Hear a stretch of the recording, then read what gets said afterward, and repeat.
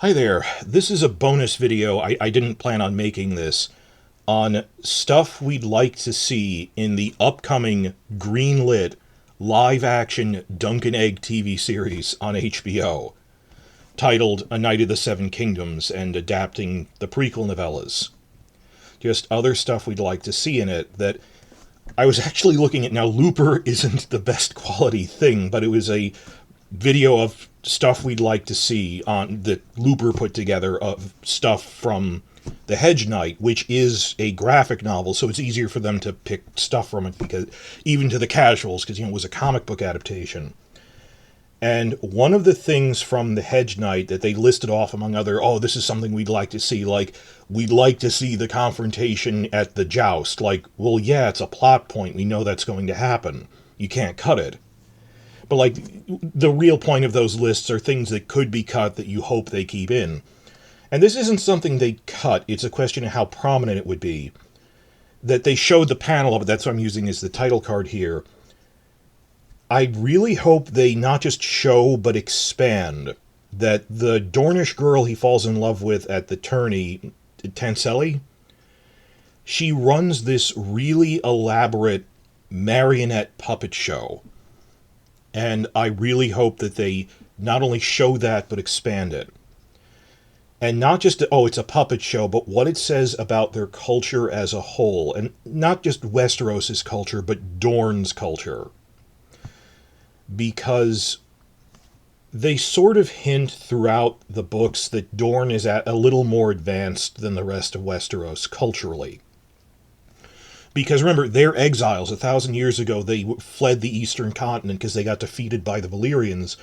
That the ancestors of the Dornish, the Rhoynar, they were almost like the Greek city-states, that they had these mercantile city-states along the Rhine River and where the free cities are now. So they were a relatively urban, sophisticated culture in city life. With like plays and dance and the arts. And then, they fled to Dorne and they're feudal lords, but there's still, like, holdovers of that. Little things like they said the Rhoynar were actually probably one of the first people to work iron. And whether that's true or not, they have better than average blacksmiths than the Andals did. I mean, not as good as Qohor, but, like, they have better iron workers, they have better architecture. Just, they don't have the resources to make, like, megastructures, but just little things where they say they had better artisans than the local stuff in Dorne. And slightly better armor and technology is what allowed them to, apart with political savvy, ally with some of the Dornish lords to conquer the rest of Dorne, is how Nymeria did it. That just little hints that they're a little more sophisticated because they're actually the remnant of the Rhoynar. And other things like their social mores are different. Their legal code discriminates much less against commoners. I mean, there's still, like, aristocratic inheritance and stuff, but, like, legally, they don't see as much a divide between the upper and lower classes. And I always thought it would be a cool idea that if you read The Hedge Knight and the other stuff, they sort of imply that Tanselle's troupe of Dornish puppeteers, this really elaborate marionette show, this isn't something normally found in the other parts of the Seven Kingdoms, in the other six kingdoms. That this is very novel to them, that they haven't really seen something as elaborate as what she's doing. That the urban court culture of the Rhoynar survived in, like, really refined arts, one of which is, like, they have better puppet shows like that, which are treated as a serious art form. This ties in with other stuff, but just, like, what is pop culture like in a feudal society that doesn't have TV and doesn't even have newspapers? Is intriguing, and I'm just fascinated with this. Like, even House of the Dragon Season 1, a big question we had once we noticed for over a year, when we saw in casting they're hiring a lot of professional dancers, is what we saw at the wedding scene from the trailer. They're going to have these elaborate dance scenes at the wedding. We have never seen anyone dancing in Game of Thrones, not as a criticism. There weren't dance scenes in the books, because it's visual. That this is something Claire Kilner, the director of that episode, actually talked about. How do you, for the first time, I have to represent dance as an entire art form in their world, and we revised it multiple times because we thought their original dances looked too contemporary. I mean, like contemporary ballroom dance. They said we had to keep refining it, that this has to look pseudo-medieval, but it's medieval. It's not a modern ballroom dance. So how do we do that? Just the question of they didn't develop it, because Martin has this whole thing where he said, a big rule is never say this man is the best poet alive, and then try to show it in your writing. You can't match that. You have other characters say he was the greatest poet who ever lived, and you believe it because you can't live up to that. And on top of that, a book is not a visual medium. So it's not even like poetry or song lyrics. It's how do you describe this guy? They have better painters than we do, like for murals, or those fine tapestries from Norvos and Quohor that I really want to see next season, of just the many fine tapestries of how do you represent something visually, or like because it's a book, Martin can describe that their clothes are made of the finest silks and sable, but exactly what were the designs? He's not a costume designer, so there's a lot of room for imagination there. On you can say it was stunningly beautifully designed, but visual arts forms, or what do they do for entertainment?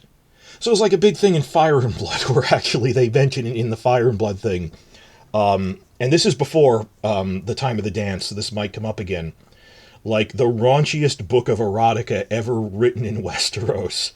A warning for young girls. There's different versions of it.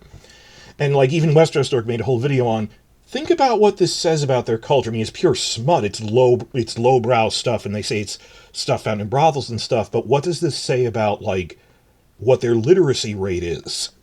As silly as is that there's like underground publishing, that they mentioned it had a publishing house. Well, it was there was like a hand copiers. They said we sent it to some hand copying shop in the Free Cities that'll make 100 copies a week, because they work in teams. That like there's like underground smut like that they have artwork of what are the arts and stuff in a world, that what is their culture like, and what's popular entertainment. And okay, getting back to the puppet show thing, there is a big point in the books where, thinking of theater, okay, now I'm focusing on theater, not just dance or, lowbrow erotic or whatever. When you see the stage play in Braavos, which they showed in Game of Thrones Season 6, there's a big theater tradition in Braavos. It's basically a riff on Shakespeare, but that they have a theater industry. They have multiple theaters that actually have professional career actors with career writers acting out like serious dramas. And sometimes they're a little funny, like Shakespeare did his lowbrow stuff too, but it's all in there. And there's a point where Samuel Tarly is heading to Old Town. On his way to Old Town, he stops in Braavos with Gilly, and he explains to her, like, he's an aristocrat's son. He's seen major cities. He said, he's been to Old Town. He said, we don't really have theaters in Westeros. Like, remember, they're like this medieval backwater. They don't have Shakespeare play type things like Braavos does. That when they go to Braavos, he goes, oh, they have like a whole building with acted out, pre-written scripts for their plays. It's not like in Westeros we just have street farces. Like real street clownery farces that they act out little skits with stereotype stock characters, and they're not really plays, that they're farces. They're for street entertainment. And like once or twice, they also mention like one of the cities, there is like a cheap 1 penny, it would be rude to call it a theater, where to get out of the rain, they actually bought a house to perform farces in, but even that's the exception. But there's a big point where Sam emphasizes, we don't have theaters. So like, this is a society that doesn't have television. They don't have theater productions. They have festivals and things. Like, what do they do for fun? As pop culture, a lot of it is songs. Like after the Targaryen conquest, they said the Targaryens made it a point to hire a lot of singers to go around, wandering singers to go to all the festivals throughout the kingdoms, composing songs about how great the Targaryens are, patronizing the arts as basically propaganda. Like, that was clever, but they don't have even that strong of a theater tradition, the way that Braavos does. And it just really impresses him that, like, you guys are advanced enough that you have, like, stage plays that are professional, and the Sea Lord of Braavos comes to them. That we then got to see that in House of the Dragon Season 1. I think they might have been inspired by that line. If not, it fits. that when Daemon takes Rhaenyra to Flea Bottom, they just see this really dirty, poorly done street farce. That's what Samuel was describing. That it's stock characters. It's, oh, look, the men are playing the women for comedic effect. Not like the way Shakespeare did that for drama, but... And it's toilet humor, and it's little skits. It's not really a play. It's done in the street. That's pretty typical for Westeros, are the street farces. That's the type of thing you see, not like a refined Shakespeare play. Villain, I have done thy mother, and so forth. But thinking along those lines, you think like the rest of Westeros with the mix of the First Men and the Andals, like the North, the Riverlands, the Westerlands.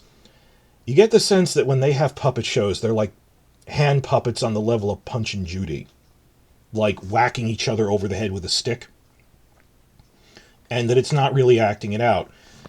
One of the most fascinating things I ever did was with puppet stuff is one of the 2 times I went to Paris, there was like this open air thing at the Jardin in the middle of the city, and it was like open air theater in French. You know, it's Paris, where we're acting out for it's a children's puppet show of the 3 little pigs and the wolf blowing down their house. And it was so weird to see that I haven't been to places that speak other languages that much, that it's this puppet acting out, and I know the story, you know, it's the 3 little pigs, and that I know enough French, because I took French, to get that they're acting out the story with puppets, and the children are cheering every step of the way. And it was pretty reasonably done. And just thinking about the art of marionette work, one of the things Jim Henson for the Muppets really got into that, because he said he went to Italy and saw that this isn't just hand puppets, there's really complex, innovative stuff you can do with marionette work. He was really impressed, and he had developed it into Muppet stuff, right? While I think, like, the stews of Flea Bottom in King's Landing or even Old Town, they have, like, hand puppets whacking each other with sticks, and it's poorly done. You get the sense that Dorne is refined enough that they have marionette work on the scale of it's from Sicily in Italy. It's called the opera di pupi. It's puppet opera, where they'll act out like medieval chansons of knights. They will act out Shakespeare plays, and we go, oh, it's a puppet. It's not like a cheap hand puppet. It's like this really high quality marionette, beautifully painted, beautifully carved, and that it's this really high quality. If you've ever seen like a really professional, steeped in centuries of tradition for the arts puppet show. The analogy I used to use was, like a Banruku play in Japan. Then I forgot Banruku in Japan is not string puppets, it's hand puppets. The puppeteers were black. But on that level, this is like this really complicated stage play that they're doing with puppets. But it's meant to be presented to the aristocracy as acting out a medieval epic. That going through a close read of Hedge Knight again, when I thought of this, I just, searched for puppet stuff. There's points where both Dunk and Egg remark on, I've never seen a puppet show like this. That it's really intricately carved, they're acting out, and it's not just whacking each other with a stick, they're telling a narrative. That they tell the narrative of Florian the Fool is a really popular story. It's Florian the Fool and John Keel. They act that out. They kills a dragon at one point. I think that's part of the Florian play. Maybe Aegon's conquest. But they also say they do Nymeria's conquest of Dorne. They do Nymeria and the Rhoynar. They say they only have 2 ship props, but they're really good ship props. And they act out this really cool sea battle with just like marionette ships. And it's like, how did they build something this complicated? And the dragon, like it moves fluidly, and you can cut the head off, and it's filled with red sawdust. There's special effects. So red sawdust sprays everywhere. I'm kind of thinking of, Avatar: The Last Airbender. Near the end of the show, they see the Ember Island players stage play, and like they're not benders. They can't like shoot lightning and water. So for special effects, they throw streamers at each other to show I'm shooting fire. But like that, they think out pretty intricate special effects for, I chop the dragon's head off and this cloud of sawdust goes flying. And reading it closely, there's a line where it goes, wow, the puppets even have articulated mouths. This isn't just, oh, I'm moving him on a little, howdy doody on a string thing that, like, you pull a string in such a way that the mouth flaps when it's supposed to talk. And there's a point where Egg, who is a Targaryen prince who you think has seen pretty more advanced culture than just, like farces and flea bob, he goes, I've never seen a puppet show this good. And Egg himself remarks on, like, I saw a puppet show last year, but, just, it was toys. It was jerky motions and stuff. It's like, when you see Tanselle doing this, he goes, it looks like it's alive, that you're moving it fluidly, and it's not a joke, you're acting out a narrative. That it's mind-blowing to them, that their culture, Dorne, they get the impression there's this holdover from the Rhoynar. They have this art tradition where they have better marionette shows. Unlike, not unlike, it's the different, what I'm saying is it's the difference between how most of Westeros has street farces, but Braavos has professional Shakespeare plays. By analogy, same thing. Well, like, they've got Punch and Judy cursing puppets hitting each other versus the puppet equivalent of a Shakespeare play in terms of writing and quality, in terms of these really elaborate marionettes. So I hope they take full advantage of this opportunity to show, just as House of the Dragon, they said we've never seen dancing before. We've never seen this, like Sicilian puppet opera with marionettes and medieval knights. Show them acting out this real as an art form we haven't seen, a medieval art form we haven't seen on screen before. This really impressive marionette show that Egg, a Targaryen princeling, was impressed with this. That this is something even royals were impressed with, outside of Dorne. Now this raises a separate question. That's just me ranting. I've always kind of wanted to see that. The plot device of the show within a show is always a great way to tie things together at different points in the timeline. I mean, in House of the Dragon, it was just him showing it's a street farce making fun of Rhaenyra, but it was set in the present day. That, imagine if they had a street farce or a stage play about Aegon's conquest. That kind of thing. And again, in the Braavos play, it was them misunderstanding the early seasons of the same show. The only things he actually described Tanselle's troop as doing are Florian the Fool and Nymeria and the 10,000 ships. I really hope, and it seems obvious, but they might not do it. I really hope they do this. Invent a scene of Tanselle acting out part of the Dance of the Dragons. Like, just have a scene of, like, a feast scene of Marionette Rhaenyra and Marionette Alicent yelling at each other. Not Punch and Judy level, but just it's slightly distorted to show that they don't have newspapers, they don't have formal written record. Even the maesters disagree on what really happened in private between Rhaenyra and Alicent. But show that Tanselle, not on a farce level, she tried to make a narrative displaying it shows what the commoners think the Dance of the Dragons was like 80 years on.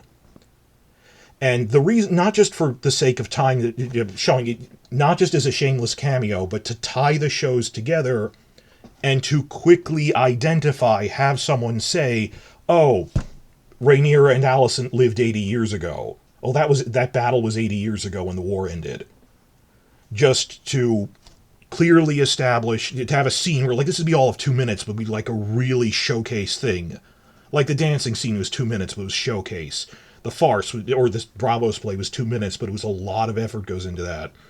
This really elaborate marionette show, and have it be like 3 things spread out through the show, because we think, like, Aerion Brightflame only attacks her, like, mid-story, like, intercut with when he's running around trying to sell a horse, trying to get armor, intercut with invented marionette shows.